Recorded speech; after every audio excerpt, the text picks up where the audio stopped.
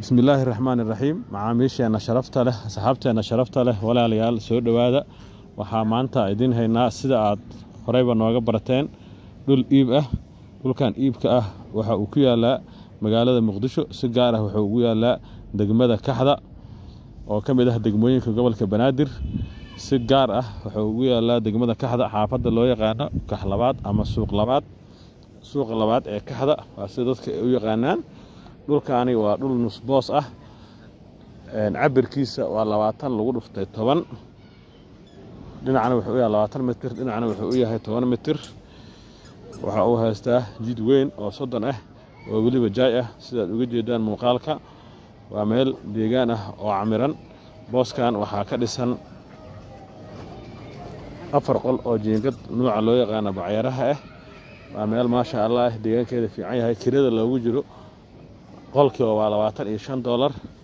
marka waxa dareemi kartaa dhulkan sida uu dhul oo ma sha Allah u yahay deegaankiisa uu fiican yahay qiimaha lagu rabo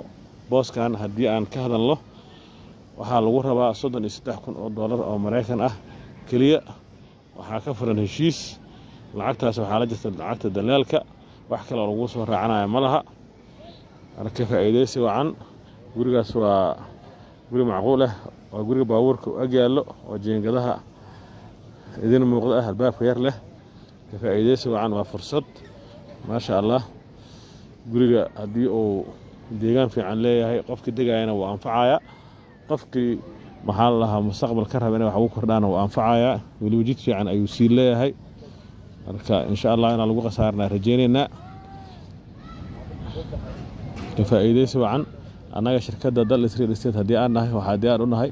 in dhulkaas howshiisa idin fududeeno idin soo tusno hadii aad ku qanacdaan qiimaha aan ka wada hadalno wixii la idinka dhimi karo la idinka dhimo kadib nootayada aragtaan la idin geeyo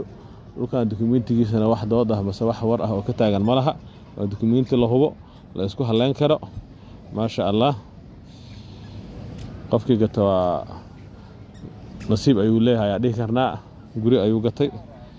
marka soo dhawaada anagana si hufan ayaa diyaar u nahay inaan idin kugu adeegno mar labaad aadin xasuusiyo waa degmada Kaxda xaafadda suuq labaad cabirka 20 lagu dhufto 10 waxa ka dhisan 4 qol oo jiingad ah qiimaha $33,000 ka faa'iideysi wacan asxaabtan ugu dambeyn waxaan ka codsanaynaa inaad kanaalka subscribe noo saartaan gambarka furataan wassalaamu calaykum waraxmatullaahi wabarakaatuh